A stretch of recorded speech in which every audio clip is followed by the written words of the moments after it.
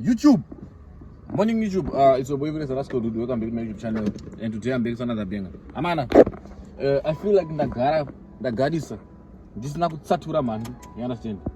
And if it's obvious, maybe let's go and share, subscribe to my YouTube channel for more and more content. Understand? In the new when you praise Makara. Chiranga mapenzi, chigwagwairwa inini. Amana. Because sometimes it's no not because of takapusa or something. Sometimes tinonyarara to avoid drama. Kana chiti tinonyarara to avoid drama, what do I mean? Tinonyarara because atidi kuita as if we act as if tinorwadziwa. But now the problem is if people act as if they are too clever than everyone. Vanhu vakasida kuita mabalance manje, yesu tisiri mabalance. Ndo pazoita nyaya, ndo panozoita crisis. You understand? Amana, if I tell you that YouTube is the very hardest platform to grow. Why am I saying YouTube is the very hardest platform to grow? YouTube, amana, ukona YouTube it recommend my videos ago. It doesn't recommend my videos on Facebook. Facebook, you see people that are getting million followers, people that are getting thousands of views, millions of views per one day. Why? Because Facebook push your videos to the wider audience. Push my videos ago kuwanu. Facebook force kuona video nyangwe na usina kusearch. You end up laughing one with yo, how many videos unaona pa Facebook yo to my funny reels every day. Tukuna Nigeria, tukupi, tumakoneketa zekushine abi. Then unongoseka, then wabaya follow, but you will never return again to that page. How many? That's why I say people they are growing so much on Facebook because Facebook is all about kujuma my viral videos. It's very easy to grow on Facebook, but that's a very fake audience. You understand? If you wanna see with the Facebook audience is fake, right? Okay, here's the thing. I wanna give you a perfect example of one. Okay, let me give you a perfect example of Kim and Tanaka, right? Kim and Tanaka, they hit 1 million. They hit a like fuck chirungu. But yeah, they hit 1 million followers, right? Now I think they are somewhere on like 1.2 million followers, right? Right. Kim and Tanaka waka hita 1 point something million followers, but already wanga wanimbiri. Andika, ungone mbiro already, ukapost some photos ako you get some likes, right? Well, here's the thing. Then kozeta munhu akaita unge praise. Inini again you have 1 million followers, right? There's some people that are growing necessary pa Facebook. I can have some million followers, right? But ndika like my post, ndika post my post angu na yonge my pictures angu inini. No one will like. I will have 20 likes. Example of short and trending. Any account yangana yongwe so yet in the South African audience. What account yakakura through viral videos. Account yaka post some photos yet 20 likes, but account in 1 million followers. Why? Because my followers are now they are not still followers. Naka my followers are now vanu vakauya vakanakira kuti viral videos kwako then vachivaita sei vachibva vaenda. That's the same as Tight aratasa pa over 2 million followers anazoka. The real fans maybe they are just 300 something thousand only. Or 200,000. Those the real people, the other people they came through viral videos. You understand? Naka pasupa ni nyangu ipa YouTube. Tight anotarot under YouTube in over 127,000 subscribers. That's crazy. Tight ana YouTube yo okay wana kupi. Yo, this guy is trying so hard to fit everywhere. This guy is trying so hard to take each and every media platform to make it his. You understand? Ada with Tight is the god in the social media mu Zimbabwe. Yo, Tight haite ma views anopfura angu ku YouTube kana pasina drama. Never. Azvite. Tight ku YouTube anotouya autovhunza isusu kutomudzidzisa sei. Yo, sometimes I always tell people there are people that were blessed with like numbers, but contentally they know nothing. You understand? Yes, I don't go on Facebook, but go YouTube, Tight mwana kwandiri. Yes, I know my numbers akanipfura. But yes, Tight, you don't know YouTube zvotane over 100,000. I'm not talking this ndichitaura from like a jealous point of view or Tight ndoto follow ndakato subscriber. Chero ngoti akandi blogger ku Facebook kwake ne TikTok. But I don't care, right? Ku YouTube kwandoone koko ko ari kutipa information ekunyeba ndinompikisa. Ndozvo akandi bloggera. Tight anoti ane account in over 127,000. Okay, amana, here's the thing. I want to ask you. We all know main account ya Tight no Jesus in a 55 something thousand subscribers, right? Account in 50,000 do you know zia? Do original account inopostwa hiyo music yake, do original account inopostwa every information, do original account inopostwa ma vlogs, ndo original account inopostwa content, ndo original account iri monetize inoradza ma-ads. You understand? Taiti he bought a account yange yakusvika 100,000. Account ndakaiona ngeyangu taiti daily vlogs ichichi.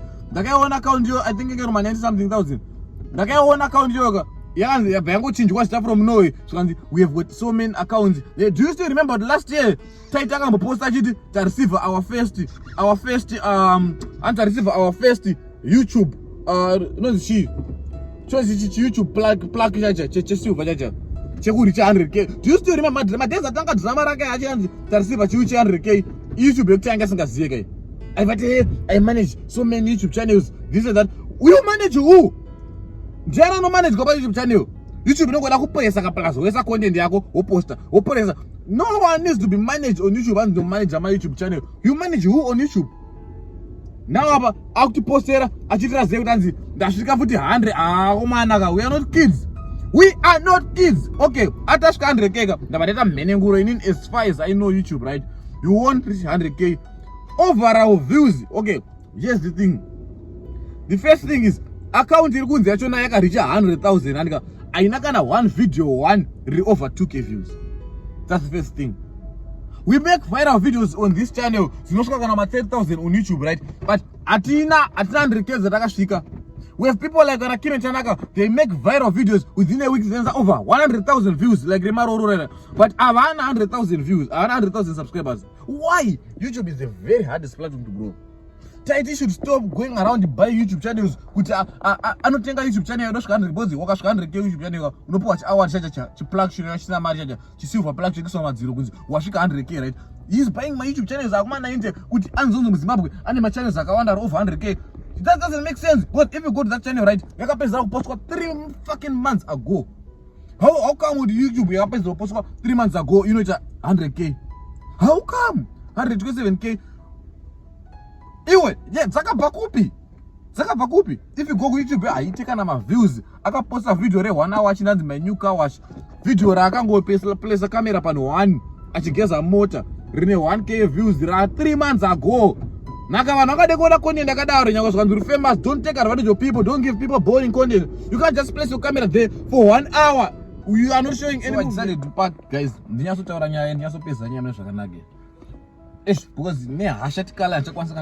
I was saying Taiti should stop buying YouTube channels in the name of content. Taiti knows everything about social media. Taiti is the goat. Taiti that's very wrong. That's very wrong. Amana tunongonyara zvelu because central materials tesingadi kuramba tichipinda na munyanza na Taiti and stuff was the thing which made to know what's on now. But deep down, deep down, we don't care about the Taiti and nabasa now. They're just content creators like us. Yes, they're just content creators who are going grace them go blow it. Yes, but that doesn't make them take advantage of us and then they act as if they know everything about social media. YouTube is the very hardest platform to grow, right? I will grow with YouTube. So content to post on Facebook or repost to YouTube to content to post. I will grow with YouTube, right? Guys, I'm another. We just received our 100k. YouTube yake chaiyo ndikuradze ma videos akatipostira nyazongo anodzora kumashure zvemakopere zvake zvandozongobvisa kuti achitidzora kumashure. You understand? So yeah, that was the story for today. Amanaka musatwe mafuzi to all content creators, whatever that you are doing on YouTube, just do zvinhu zvako zvinokuitira. You understand? Post content yako usanyepero zanziye man. YouTube is the very easiest application. Vana Facebook nana TikTok what hard to grow. In fact, I mean YouTube is the very hardest platform to go, right? But it's the very hardest platform to work with. Aish man kutomoka man ish. Ndikuti YouTube is the very easiest platform to work with, but it is the very hardest platform to grow, right? Vamwana Facebook yesava they are very easy kugrow because but they are very harder than YouTube kushanda nawo. You understand? Because what YouTube needs, YouTube just needs you to understand. YouTube monetization in YouTube ikabata yabata. Hainzi yambo biskwa wazombo itase never. Ukoona chizo visirwa monetization in YouTube ha unengoita seche zvezvo. Akashoma zviri re. Unengotonya soporo unga zvemashuwa kuti unzwa visirwa monetization in YouTube. Yarase udongotanga YouTube yako unongoposta video rako zvakanaka watoposta kungobhadhara vanhu ngona maedzi kwavaita wabhadhara wakanodya mari yema ads yoyo woradza vanhu ndaenda kunodya mari yeYouTube nchida izvo ngobhadharwa izvozvo. That's as simple as that only. You understand? So Bean Food na Taiti I think as if there's something special about him. He's buying accounts, he's buying YouTube channels. If he's saying I'm lying, channel ya Taiti in 30,000 views, 30,000 views 30,000 views is there overall videos. Yes, the my videos are pa channel wins yasvika over yani 127,000 ka overall yema videos is 30,000 views. 10,000 views I can make it with one video rangu reviral. Go and check out video ranakaposta chiti Taiti kuromba chichiso. It's 10,000. So ari kuti here overall yema videos ake ese ari pa channel yake akampa iye 100,000 apa. The fun fact is channel yake iri 52 something followers ka ine 9 million views overall. Channel yake ine 9 million views. I said yasvika 100k but ine 38,000 yasvi kumanaka amanaka. Why we have been food Zimbabweans will be busy. Congratulations. Why hasn't posted ku YouTube yake iri over 100,000, which means already ine vanhu akawanda, which means inounza ma views akawanda, inounza mari yakawanda. Why hasn't posted koko? There's no monetization. YouTube yaka whether YouTube yakatengerwa ma subscribers or channel yakatenga.